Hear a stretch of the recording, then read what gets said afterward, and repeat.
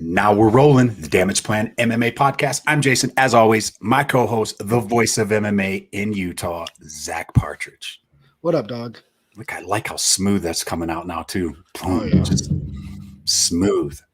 Hey, how was your weekend?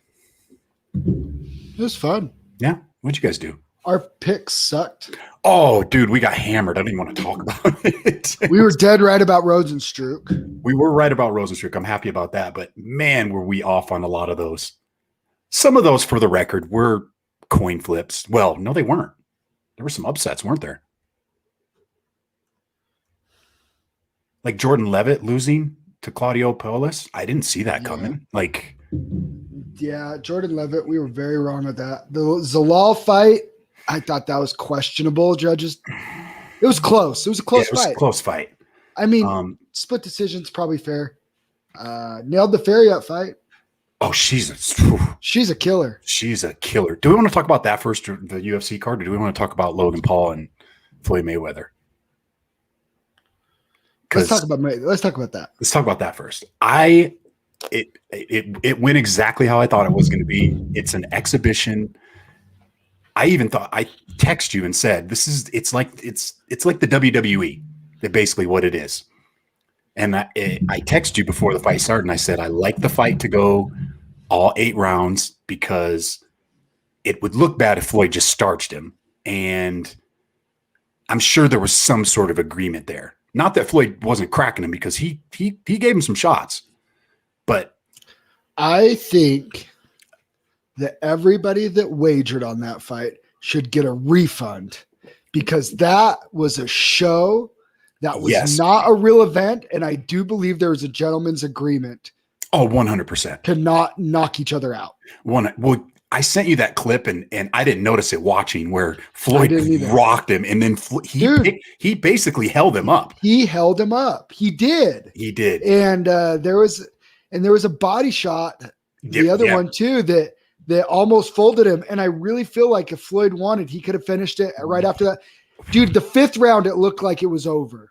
The 5th round, it was over. Like Floyd could have finished him, and he let him survive the last 3 rounds. You know what's cool for me to watch this? You know, I've been doing Muay Thai with Mina the last couple months, and she's always telling me, breathe. You got to breathe when I'm throwing punches because I get so gassed. Yeah. And I watched it happen in that fight. After that first round, I'm like, he's not breathing. He doesn't know how to breathe. There's levels to this, right? I know. It's crazy. And what's crazy is that there's people that are stupid enough to be like, this was a huge win for Logan Paul. He didn't get knocked out. Floyd wasn't trying to knock him out, ladies and gentlemen. This was more, and I was thinking about this overnight. I think this was more for Logan's fan base than it was Floyd's fan base. Because Floyd just got asked to come, hey, here's $20 million. Yeah. Come spar for 8 rounds, and please don't knock him out and make him look I don't even think that was sparring. I'm sure you guys probably they were talking about that at the gym this morning. I'm sure you probably go harder in your sparring than they were going. And for the record, for everybody that wants to say all the stupid stuff, look how tired Logan was at the end of 8 rounds. Floyd wasn't even sweating. He wasn't even breaking a sweat. He didn't even break a sweat. He didn't even breathe hard. I mean, to make it look like he was in a fight, they had to put some water on his head at the end of it. Like, it's not even like the Conor fight where Conor was trying and he was trying and he put forth effort and put Conor away late in the fight, right? Did you see? Different. Like, he wasn't he wasn't trying to fight. He wasn't trying to finish him. No. He could have finished him, I think, 3 or 4 times. You know what else kind of bothers me is I see a lot of these fighters coming out and saying, well, this just shows the disparity in the pay. And it's like, well, wait a minute. Logan Paul's built his name. You can hate the guy all you want. Hey, he has built his following. Props. You know, I like Taylor Trost. He's in the group. Yes. And I've been commenting on his feed with him and your boy, Doug Anderson. Mm-hmm. And I get it. As fighters, we all want the fighters to make more money. And they're talking about Francis Ngannou's tweet. How come these guys make 20 million? Da, da, da, da. Yeah. Okay, dude. 1, entertainment. Yeah. You've got to understand. Fighters have got to understand this, and it drives me. It infuriates me that they don't understand the business model, and it it's like they're not grateful, like people that are, especially the UFC fighters, it's like they're not grateful for the stage the UFC is built for them. You know what? Here's an idea. Go to Bellator. Yeah. Go to Bellator. They pay their fighters more. Yeah. You get everything you want, right? You get to have your own sponsors. You get paid more. Corey Anderson just said, I made more in 2 fights than I did in my whole career with the UFC, which probably true and really sad. But if that's what you want, go to Bellator. I'm sure Scott Coker would love to have you. But here's the other end. High level fighters that Scott Coker has. 30? 30? Dana's got hundreds. Oh yeah. Right? What do they have? 700 fighters on the roster? 736 active fighters, I believe. I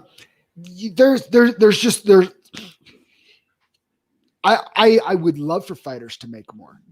I'm not against fighters making more, but you've got to understand, fighters, it's your job to be interesting and sell yourselves. The reason why Conor McGregor makes so much more money than everybody else, it took a long time, but when Khabib finally got to that point, dude, he made bank those title fights, right? Yeah.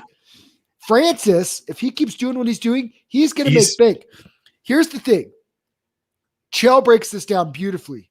Jon Jones, there is no reason why you can't make 20, 30 million to fight Francis Ngannou. There's no reason. Yeah, you can. Just go market yourself, dude. Make yourself the draw. Make yourself the draw. And if you can't, or you're saying, well, that's not my job. My job is to show up and fight. Well, guess what? When you do that, you limit your earning potential. And it's something that Conor understood.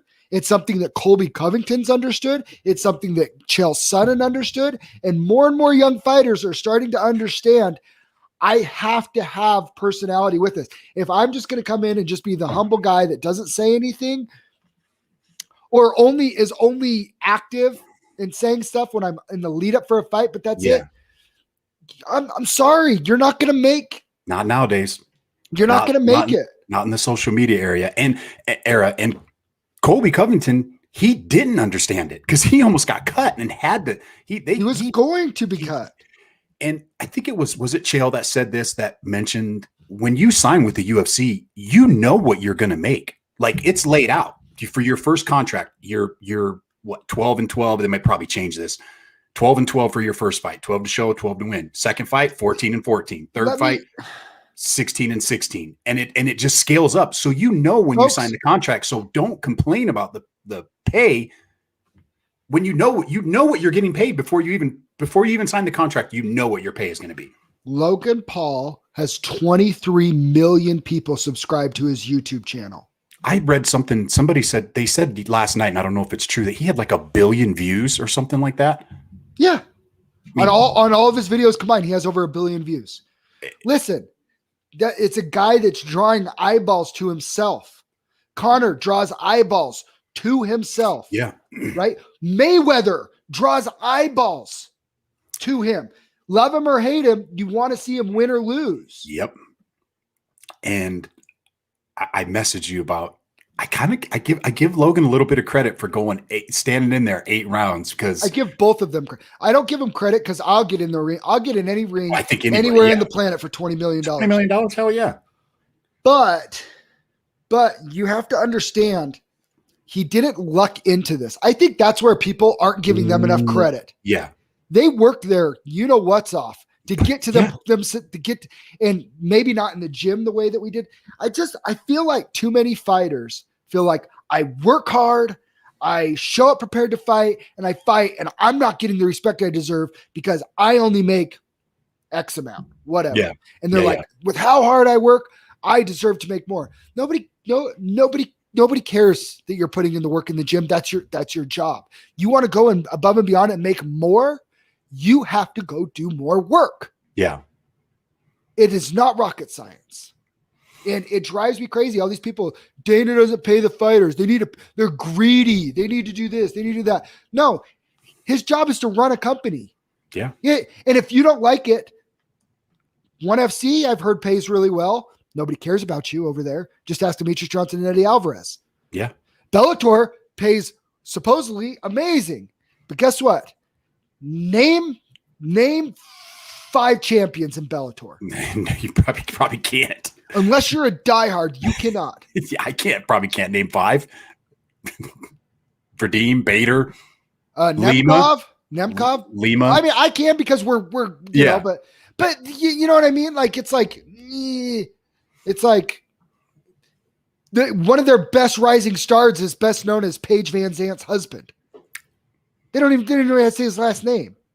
And there's another person Austin Vanderford, just for there's another person that's using her platform to build her name, make money, making freaking bank. Like it's frustrating. It is frustrating. And I would like fighters to get paid more, but these people that are complaining about it, they have zero business sense. It's just so everybody knows it's really easy to spend somebody else's money. And me included, I'm included in this. There isn't a single fighter. There isn't a single active fighter right now that could go to Dana White and do a better job than he's doing. No. You go and start paying those UFC fighters what all of us want to see them make. The UFC goes under. Yeah, you have to put in the work. You put in the work, you're going to make the money. It's like that in every aspect of life, every job you go to. And then they compare it to the NFL. Well, guess what? The NFL, they're employees. They're not independent contractors. I was talking to a fighter at my class this morning and mentioning how much money you make when you fight. And he's like, what? And I'm like, yeah. I'm like, so when you get this fight lined up for August, we're going to help you. And I'm going to help you build this platform to show you that you can make money. You have it there. He's in sales too. So it's like, dude, hey, the platform is there for you. I'm not going to say it publicly because I'm not trying to brag about it. Yeah. But you do very well. And it was before I even had a podcast. So it's not like this podcast did it. I went to business owners. I put myself out there. Yeah. I got rejected I get told not my thing right now. I took a shot on a big sponsorship and they pretty much just laughed at me. Like it is, I shot my shot, right? You know, it is what it is. You gotta deal with it. But if some people, there's a lot of pros in the state that I think would be annoyed with how much money I made my last fight. And but you know what? But you work for it. You work for it. And you work for your sponsors too. It's not like you're just getting a check cut and you're just like, nah, that's the other end. Where's the value, right? Yeah. Where's the value? These guys are cutting you a check for $500. What are you giving them back to show them that, hey, I'm putting in work. I'm going to represent you. Shout outs on social media, wearing apparel, whatever that may be. Dude, I tag people and stuff. I mean, it's not hard work, but you just have to be mindful of it. Yeah. Let's talk about Jon Jones real quick, right? He wants more money. That's why he's not fighting Francis Ngannou right now. He's not fighting Francis Ngannou this summer, August, this fall, whatever, because he wants more money. What has he done for the UFC? He's been a pain in the ass. Great in-cage performer. Oh, he's arguably the best in my opinion. I think you and I both agree. Yeah, best resume. Not even close, really. Not even close. Outside of the cage, he's a giant pain in the butt. Here's the dagger. Never gotten more than 550,000 pay-per-view buys. And it's not like he's been the co-main event. And so it's like he's the main event. Never got more than 550,000 pay-per-view buys. Wasn't it you that said? Name the last time Conor McGregor's gotten less than 1 million pay-per-view buys. Because he builds the fights. He builds it like nobody. Like he's built himself. If you've noticed, look how quiet he is right now with the Poirier build up for 3. He doesn't even have to be that loud. He's still going to get over 1 million. Tell me he didn't work in the past. Tell me he didn't take a page out of Floyd's book. You know he did. 1 billion%. You know they've obviously had business relations because his proper whiskey was all over the freaking ring when they did their boxing match. Yeah, you negotiated it. You can't hate the guys. They can't hate these guys for putting in the work and then getting paid for it. You can't. But they do, right? Because Connor's all talk. No, he's not. He understands that he's his own brand. That's it. That brand is it. You're your own brand. He's the brand. The UFC isn't the brand. Because guess what? Who's the face of the UFC? Dana White. It's not a fighter. No, it's Dana White. So if you want to be a brand and you want to make money, be your own brand. Make yourself marketable. Whatever that, dude, look. And by the way, you don't have to be a total dickhead like Connor and Colby. Look at how marketable Jorge Masvidal's been now that he's just putting himself out there and being real. He's not a dickhead. He's just being himself and being real, but he's putting himself out there constantly right now. Yep. And now he's probably the number 2 guy in the whole UFC over all the champions. And we're not saying that branding yourself is easy, because hell, we have a hard time with our brand. Like it's not easy, but if you get the right people around you, it's a lot of trial and error. It is. Right. And it's learning what works for you, but it's not easy, but it is as easy as Colby figured it out in like a week. Yeah. He got told he was going to get got on a mic, cut a WWE promo. And then he's just been snowball rolling off that ever since. The tools are out there for all of us to use. The platforms are there. Social media is there. If fighting is your life, if fighting is your life and you want to be a professional fighter, you can take 15 minutes to make a couple posts on social medias. Have your girlfriend do it. Have your wife do it. Have your husband do it. Whatever. There's ways to go. There's ways to do it. Dude, there's so much to it, and it's all easy stuff that you can do from your cell phone, folks. Yeah. Like fighters, I'm sorry, like it's just it's doable. And if 2 Disney dorks like the Paul brothers can become gajillionaires, not even being real athletes, like they don't work in the gym like professional fighters. Yeah. But they work out in the gym, but then they put in work. And how you know that they put in work is look at their following. They figured out what works for them. They have a huge following. Look what worked. And that's the thing. Guess who tuned in and bought all those pay-per-views? It wasn't boxing fans. It wasn't MMA fans. It was all their fans. All their fans. Yep. We all streamed it. Paid. Not that I would ever do that, but not admitting to anything. Yeah.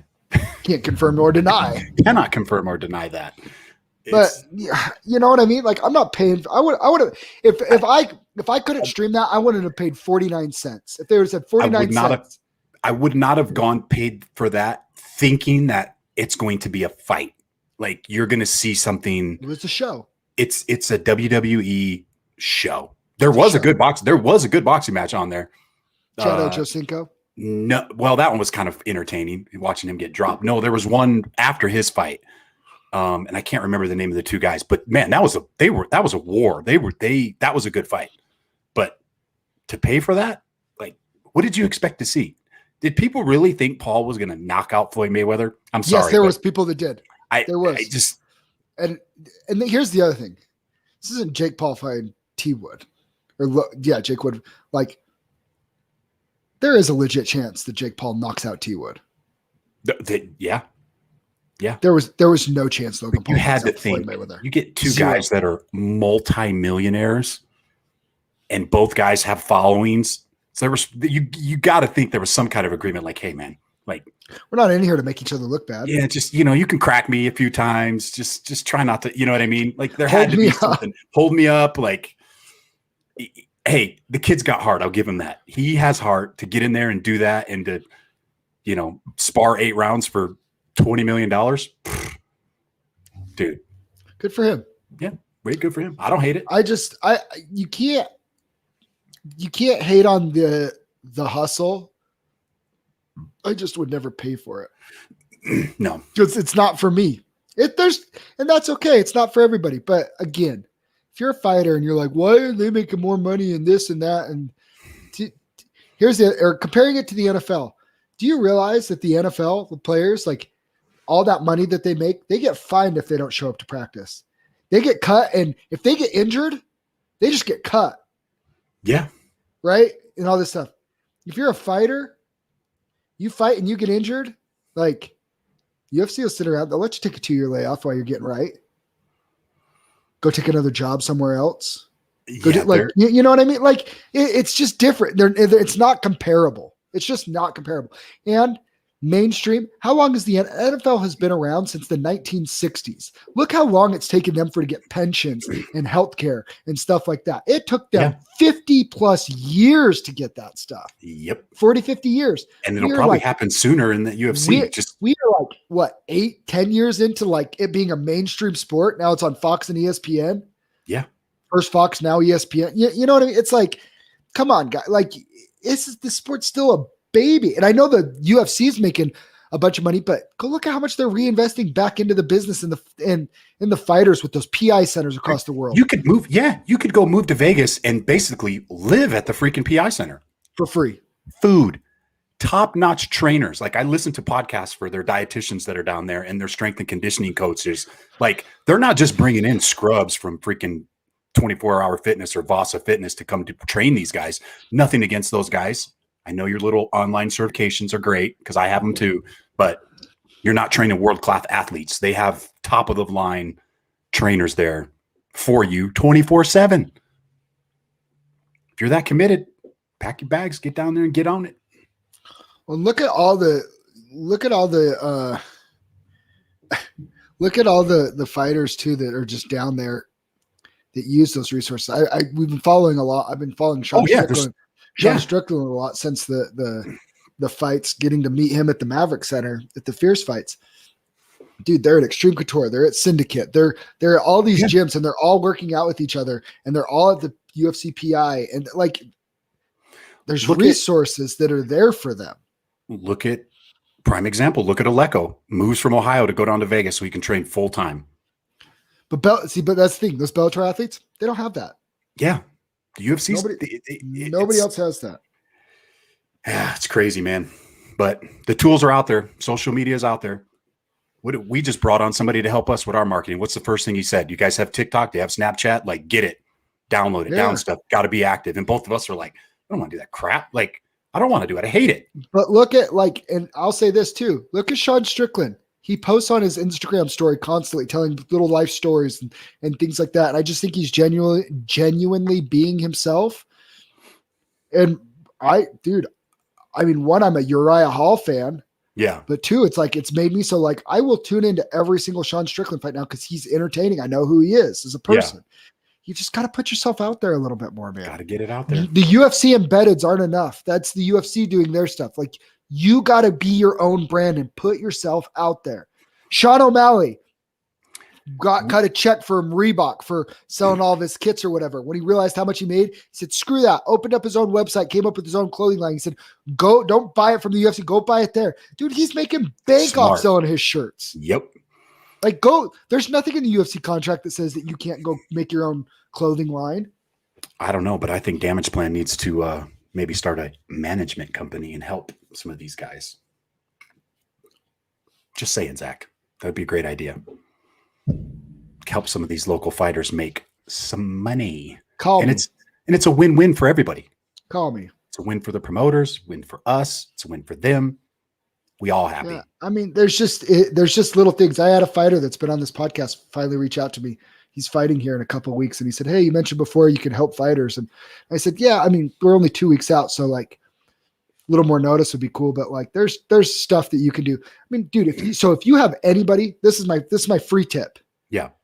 Anybody that's fighting, if you have anybody that's buying tickets from you that owns a business, ask for an extra $100 and throw the logo on your shirt and shorts. Yeah. You know what? Give them 2 tickets. As fighters, like basic package, $500 gets you 4 VIP seats, which would cost like $220. Yeah. 4 shirts, which you would sell for 25 piece or another $100, probably only cost you like $12, $15, right? You know, like you're into it like $250. They're getting tickets, they're getting shirts, they're getting good seats. Your logo's on there. You give them a couple of shout outs. You know, what's an extra couple $100 to a business owner? It's all a tax write-off for them. Yeah. Like, just package it up nice and easy for them. Yep. And trust me, there's businesses out there that want that. They need the write-offs. There's guys that go to Steel Fist that eat that stuff up, man. They love it. They just want to be a part of it. They want to be in there with these guys. Oh, yeah. And by the way, yeah, that's the other thing. A lot of these business owners, they live vicariously through the fighters. Exactly. They wish they could go do it. I'm one of those guys. I wish I could get. I'm there. I can, but we could set that up. Kevin, I got a name for Jason to fight. I can't even run around the block without my ankle being sore. I'm not. Well, that's good. The cage isn't the size of a block. This isn't going the way I wanted it to go, Zach. There's a certain guy that has a giant tattoo that I think you should fight. What are you talking about? Nothing. I'll tell you later. All right. Should we talk about the UFC card? If we have to. Oh, I know what you're talking about. Yeah. So we already talked about the first couple fights. We left off on the Manon Farouk fight, which she's a freaking killer. What about next up? We had Alan Patrick Mason Jones. That was such BS, dude. Do you think he looked for a way out? Like I'm not going to say he did. I'll say it. You can say it. I don't fight, so I'm not going to say it. But it looked like because he was getting smashed. I'll say it. He was getting smashed. He was losing, and he knew it, dude. Did you see Mason Jones didn't even shake his hand after? I wouldn't have either. Yeah, after he went up and he shook the ref's hand and then walked out and was like, nah, bro. He's lucky he did. He's lucky he didn't sucker punch him right there. So where does the Oh, by the way, I think when those happen, you know what they need to start doing? Because he looked for a way out, right? I think we both agree on that. Yes. They just need to run it back. The UFC no contest. I don't think they will though. I know, but you know what they need to start doing is saying, so, but I'm just saying, if you could continue. If you can't, just know you're going to turn around and fight him again in like a month. Yeah. So you want to get your butt beat for another few minutes and deal with it? Or do you want to get locked in there for another 15? Your choice. Yeah. I think on those accidental eye pokes or accidental groin shots that ends a fight, run it back. Like Darren Stewart and your boy, they're running it back after theirs. Yeah. But it wasn't a one-sided ass whooping either that stopped that fight. No, but that was. Where do you think is Mannon's clearly in the top 15 now, right? For that, for the flyweight. Yeah. Oh yeah. Dude, I think she could easily just jump right into the top 10. Like she's legit. You gotta build her the right way. Yeah. Who do we have next? Next up, we have Americani. He choked. Americani. What the hell? He choked.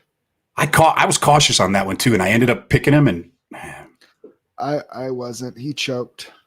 Muslim Slikov and Francisco Trinaldo. Close fight. Close fight. It was good though. I wasn't too mad that I picked Trinaldo as the underdog on that. I thought that wasn't a bad pick.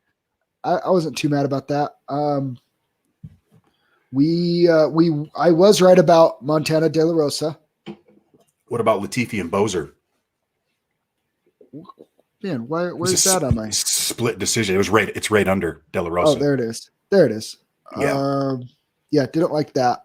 Split decision. I didn't hate it, the decision, because it was close. Tanner Bozer needs to. I feel like he throws away the first round too much. I didn't find his range, and he moves so much. Like he's gonna have to start developing some sort of. I mean, he's shown the ability to be violent when he hurts somebody. Yeah, he's got to get people hurt more. I know it's harder said than done, but it's like he moves a lot. But like, what's he doing with all that movement? You know what I mean? I feel like some of it's wasted movement. Yeah. Montana De La Rosa, you're right on that one. She just, Lipsky's wasn't ready for that ground game quite yet. No. She made no excuses. I saw her post on Instagram. She's like, "Hey, I trained. I was ready." And like I said too, I just feel like that wrestling base kind of shut down a lot of that jiu-jitsu. Yep. And when you got heavy pressure, that shuts down a lot of jiu-jitsu. Yeah. Gregory Rodriguez. I don't hate that I picked Dusko. I don't hate it. I'm not picking him ever again. I'm not picking him ever again. He's on the list of Nope. fading. Yep. But the reason that we didn't pick Gregory because he's fought 2 times in the last 3 weeks. He's had to cut weight. So I don't hate that pick. I think we made the right call. Dusko should just be better. Yeah, Dusko's, he's done. Poncinibio and Miguel Baez, what a freaking fight. Did you watch it? Dude, I watched it live. It was freaking awesome. Wow. What a fight, man. Awesome fight. I felt like Baez, again, he stuck to his game plan, and those leg kicks were doing a lot of damage. Round, yeah. But at some point, too, if your whole game plan's leg kicks, you got to start coming up top and like, you know what I mean? It just can't be leg kicks the whole time unless you're making it so the guy can't move. And Poncinibio's leg was compromised, but just not enough to go for the finish. It was a must win for Santiago too, though. He hit him with like 5 or 6 jabs in a row in the second round. I'm like, are you going to move your head? Are you going to block? Like try to parry? Nothing. He just ate him. And I was like, I text you and I'm like, well, we're about ready to lose another one. Man, but dude, I'm still really high on Baez. I actually think that was a good loss for him. I do too. I think he'll come back better. Still has the opportunity he's so young and he's so skilled and talented. And I mean, it's not like he got brutally finished or anything. He just lost a rough war. It was a war too. And Poncinibio, he's a dog, man. He is a dog. Third round, he just kept coming. Yeah, he's hungry. A dog. He needed it, and he knew it. He looked hungry. It would be good for him. It'd be fun to see if he could get back on that path again. I don't know if he can, but next up, Roman Delids and Laureano finally got Starapoli. one. We should have had this fight on the Mayweather Paul undercard because all they did was wrestle. Yeah, but Roman pretty much controlled it. Did what he needed to do to get the W. I don't hate it. I don't hate it. I don't either because we needed that. Next up, I picked Tiber on the podcast, and then I ended up taking Walt Harris on the underdog. Walt Harris is done, dude. He's done. I think he's done. Yep, I do too. It sucks. I like the guy, but I like the guy. I'm rooting for him, but he just doesn't seem to have it. And Biggie Boy came through for us, and he closed that show, didn't he? W, yeah. That was that he's had 2 fights now in basically at the buzzer, right? Because he knocked out Overeem at the buzzer, and then he knocked out Sakai. But yeah, I don't know. It's so hard because he obviously is skilled, but it's like I just feel like he's gatekeeper for life. I really do. I don't think he's elite. I don't think he'll ever hang with any of those elite guys at heavyweight. No, I don't think so either. I do not think so either. You got to be pretty disappointed if you're Sakai too, though. Why is that? You lose that fight. It's like, where do you go? Yeah. Like he'd made so much progress, and then to lose back-to-back fights to Overeem and then Rozenstruik, it's like, where do you go? Where does Rozenstruik go now? Sakai, does he run it back with Tybura maybe? I don't hate it because everybody else has got fights, right? Yeah. In that. Yeah, where's he at? He's 11. He's 11. Tybura's 11th. He'll probably jump up 2 spots because Sakai and Walt Harris will drop down. Well, yeah. I don't hate it. Or Let what him about run it back? Tybura, he knocked out Tybura in like 59 seconds. What about Abdurakhimov or whatever? Shamil. Sure. Because he's ranked 7th. I wouldn't hate that either.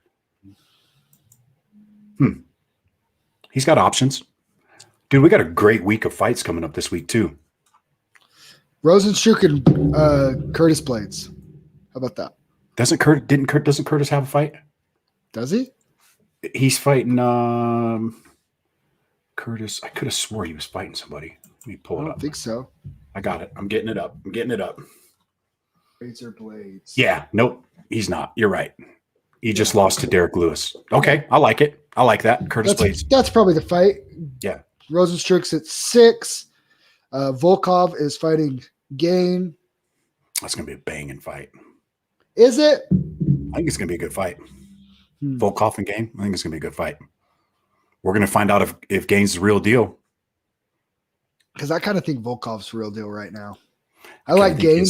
I like Gane, but I kind of think Volkov's the next champ. I don't hate that. I think he matches up the best with Ngannou because of his length and his experience. He might be the first guy that could actually like pump that jab and that teep and keep Ngannou away from him. Yeah. How about PFL this week? We got PFL this week. Clay Collard's back. Tyler Diamond just got my shirt today. Tyler Diamond. Holla. Dude, you know what the main event is? I just looked. Clarissa Shields. No. Clarissa Shields is the main event. Yes. They moved Anthony Pettis down to co-main and put Clarissa Shields. So an 0-0 MMA fighter versus a 3-6 is the main event on the PFL. Okay, so folks, if you want to know why all the fighters end up wanting to go to the UFC, this is nonsense. Talk about throwing this girl to the wolves. Guess who she lost to in PFL 3 years ago? Who? Kayla Harrison. Oh my God. They're throwing this girl to the wolves. Oh man. I actually think Clarissa Shields will do okay. I hope this girl takes her down and strangles her. I don't think it's going to happen. I doubt it either. 3-6. She's like Clarissa's taking this serious. She's training down there with isn't she with Greg Jackson? Yeah. Yeah. Like she's taking this serious. She's an Olympic level athlete. You know, but just think it's so disrespectful. I think the PFL is screwing up on so many levels. We need to get Sean O'Connell on the podcast. I just think they're screwing up on so many levels. Like, hey, Clay Collard just whooped Anthony Pettis. I don't. And he's on he's the headline for the prelims. That's bullshit. Get that guy on the main card. That's bullshit. And it's not like he's not everybody. I mean, the guy made a name for himself last year boxing. Like everybody knew who Clay Collard was. More people knew who Clay Collard was than Clarissa Shields. Facts. Sorry, not sorry. The girl that she's fighting has fought 1, 2, 3, 4, 5, 6, 7 grappling bouts in the last year. I know. That's what I'm saying. I hope she takes her down and strangles her. So she's obviously legit on the ground. So if she can get it to the ground. I will say I respect that she's stepping out of her element, like where she's the best women's boxer of all time. I get it. I know all the accolades. It's great. It's great. She wants more. That's great. You don't just pick up grappling and stuff within a matter of months. No. And if this Brittany, I'm telling you, if this Brittany Elkins is a legit grappler, I don't know anything about her. I don't know anything about her. Clearly, she has to be somewhat decent to do 7 grappling bouts in a row. But she's staying busy. She's big. She's taller. She's 3 inches taller. Like, dude, this is what I want to know. What I want to know. And she's training. First time she gets a full body lock on Clarissa Shields and like takes her to the ground. What does Shields do? You know, that's what I want to see. She's training an Elevation Fight team too. So she's training with some dogs. Dude. Like where are the odds on this thing?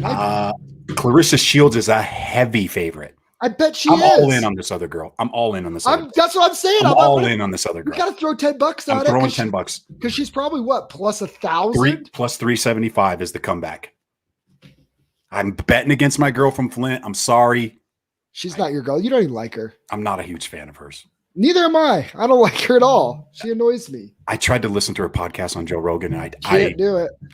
I very rarely will turn a podcast off. You know what I did watch? She did there was like a documentary on Clarissa Shields that was really good, like showing her growing up and all the stuff she's been through. She wasn't talking at the time, was she? No. Yeah. But the Joe Rogan show was like, yeah, you kind of did it for me there, or didn't do it for me there.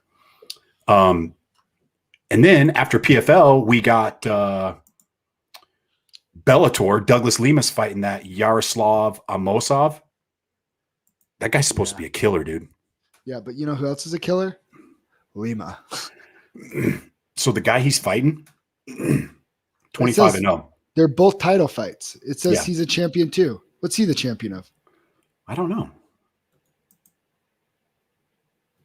Why does it say they're both? I'm so confused. I don't know either. That's weird. You see that? Yeah, no, I didn't see it. Dynamo. Oh, because the belt's on the other side too, huh? Yeah. Oh, are they saying is Lima the middleweight champ? And no, Lima lost to Gegard Mousasi. But they're showing middleweight on Tapology. That's weird. They're wrong. It's just a mess. It's a mess up. They're wrong. Paul Daly's on the card. It's a great one. Yeah. Aaron Pico's on the card. Good one. That's Kyle Crutchmer. He's Bobby King, baby. Bobby King making his Bellator debut. I believe Kyle Crutchmer is the guy that trains with DC. Is he? And Khabib. So he's clearly good then. He's a wrestler. Bobby King and Nick Newell. I like it. Good for Bobby, man. Shout out to Bobby. Well, let's call it what it is. Nobody really wants to fight Nick Newell. No. For those you don't know, go YouTube it. He's got a nub on his arm. Like he's missing it from like here down. And so he's just got a nub. And he is a very skilled, talented fighter. Very skilled fighter. Yeah. You know, he fought Justin Gaethje. He fought Justin Gaethje for the 155 World Series of Fighting title. He lost on the Contender Series, but Nick Newell, he's 16-3. He's a good fighter. He's a very good fighter. And his only losses are a split decision in Bellator. He lost to Alec Munoz on the Contender Series in a unanimous decision, and then got knocked out by Justin Gaethje. Those are his only 3 fights. And he's fought in the World Series of Fighting, Dana White Contender Series, Bellator. He only has 3 losses. Like it's amazing. But here's the thing. It's like, so if you beat him, you beat a guy with one arm. If you lose to him, you lost to a guy with one arm. It just doesn't sound that great. But if you actually know Nick Newell, it's like the dude can fight. He's legit. He makes it work. No, he makes it work. Yeah. I mean, and I'm sure Bobby's not underestimating this guy either. No, you can't. If you underestimate him, he beats you. Yeah. That's the thing. But I mean, I like Bobby. I like Bobby's chances here. I mean, this is a good way for Bobby to Bobby, he's been racking up some good wins here. What do they fight? Are they fighting at 145 or 155? Oh, so Bobby normally is fighting at 145, right? He's done both. He's bounced back because he fought Fabio at 155, right? But he would, and Seiler, he's the 155 fierce champion, but he fought Samson at 145. So he's gone back and forth. I mean, he's a big featherweight. He's a big featherweight. He's big.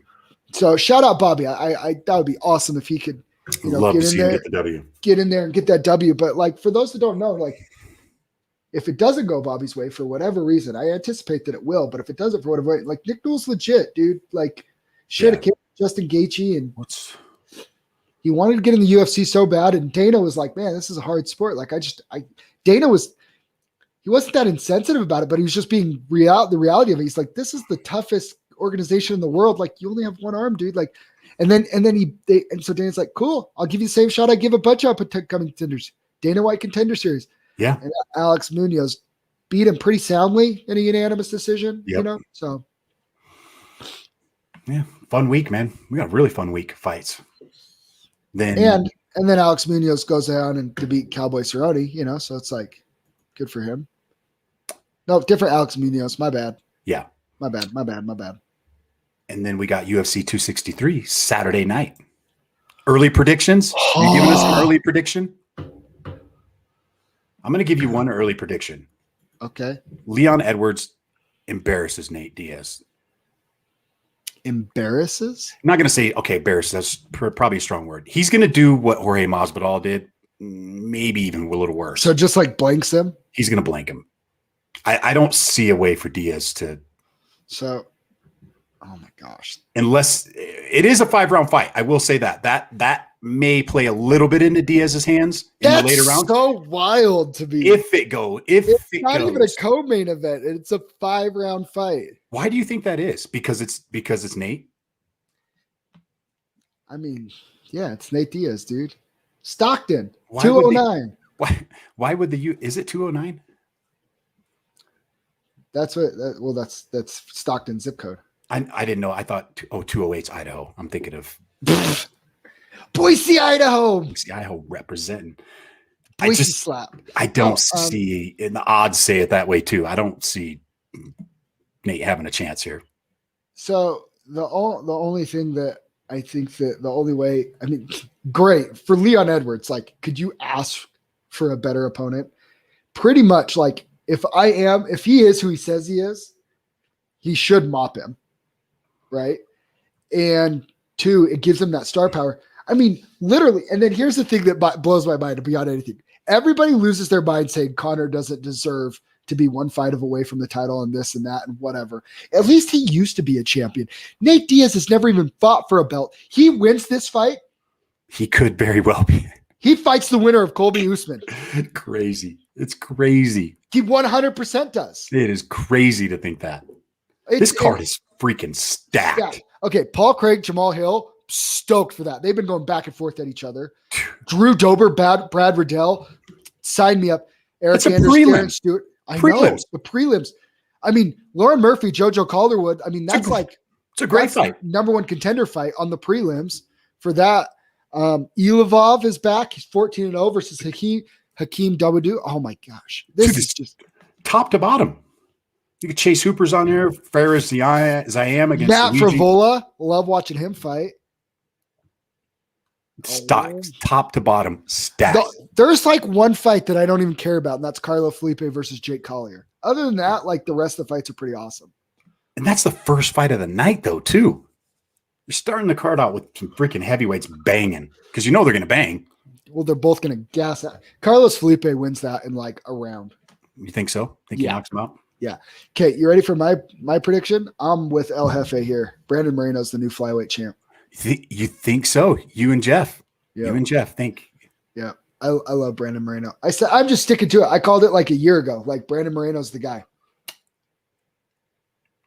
I was wrong on Cody Garbrandt being double champ. I'm not going to make. So now I'm running with Moreno now. I'm not going to make any official predictions, but right now I'm leaning Figueiredo. I think he's going to make the adjustments, but I'm not set on that. But I'm just saying, like, Figueiredo killed everybody with his power before, and Moreno handled it. I mean, he ate some shots, and he handled it really well. He did. So I think if you're Moreno, that gives you confidence. And then if you're Figueiredo, you're like, well, dang, man. Like, if he hits him with a couple hard shots again and Moreno, it doesn't phase Moreno again, it's like, what does that do to his confidence? Does it make him kind of like, maybe he starts using his jiu-jitsu more? I don't know. I think it's a great fight, though. I'm so stoked to watch it run it back. That first one was the sickest fight. I mean, it was the best fight ever at 125, right? Great fight. Main event? Early prediction? Oh, I think I got to go Izzy on this one, just from the standpoint of I think Izzy is special, and I think he is a generational type greatness. Like I think he's great, and you just don't really see great fighters lose back-to-back fights. I think Vettori had a better chance if Izzy had lost. Yeah. Well, okay, like you said, first, right? I think this could be very similar to the Jon Jones Gustafsson fight. Okay. I like Gus that. made it like some people thought it was close. Some people even thought Gus won. I've heard people say they felt like Vettori actually won their first fight, gave him the hardest fight he's ever had. Jon, it's just, Gus is great. And Gus was great. I mean, you could argue Gus might be the third best light heavyweight of all time. He could just never beat DC or Jon Jones. Yeah. Right? It's just super unfortunate. If Izzy's as great as I think most people think that he is, I think he makes some adjustments. I actually think he could flatline Vettori. And I think Vittori's head's getting a little too big. I think so too. I'm with you on that. Oh, I can't wait to do our breakdown on this one. But I'll be cheering for Vettori. For the record, I am cheering for Vettori. We both broke rules on our betting on our podcast. You bet against the Russian, and I switched something from the podcast. Son of a, you do that. You make your picks and then you always switch. Then I switch it because I think about it more. It's against the rules. It's against the rules. It was the Montana De La Rosa fight because I picked Lipsky on the podcast and then I'm like, on my group picks I picked De La Rosa. Weenie. You picked against the Russian. Yeah, but at least I stuck with my picks. It's true. Oh I'm man, happy about that. How's training going? Great. Did some good. Feeling good this morning. You basically just started, right? This week? Sure. I mean, I've been, you know me. I know I'm always, I'm always in the gym, dude. But you're officially fight camp right now, right? Official. Yeah, as my guy Cole Faust says that the flip is switching. The flip is switching. Yeah, we say it backwards. I like it. No, we're good, man, and it's yeah, everything's good. I just ready. I just want July 31st to come. It's like Christmas. We have to get some more podcasts scheduled. We got one schedule. I don't have a time locked down yet, but we're going to have Phil Henderson on Friday. You guys might want to stay tuned for this one because it's going to get good. Grab some popcorn, grab a drink. Might be a long one. But I'm stoked. Stoked to have him on. I'll have some skinny pop. Yeah. What else? Anything else? We got anything else? We covered everything, right? Yes. I think we did. DraftKings lineup sucked. I lost that. Yeah, dude. I mean, those were some. This was probably the worst week of picks for us that we've had since we started this. True story. True story. You know what? Maybe our heads were getting a little too big. We're getting a little too cocky.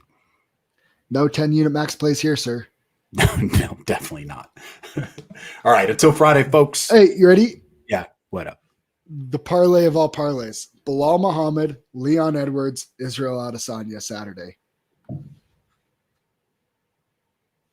Paul Craig, Bilal Muhammad. No, I just said I didn't say Paul Craig. Who'd you say? I said Bilal Muhammad, Leon Edwards, Izzy. I don't hate it. What's the odds on that? What do you get? Let's see. Before we get off. Freaking degenerates. Izzy, Edwards. It can't be that good. It's gonna be solid. $10 pays you 13. It's gonna smack though. You think so? Yeah. It smacks. We'll have to think about that till Friday. Okay. See you guys on Friday. We out.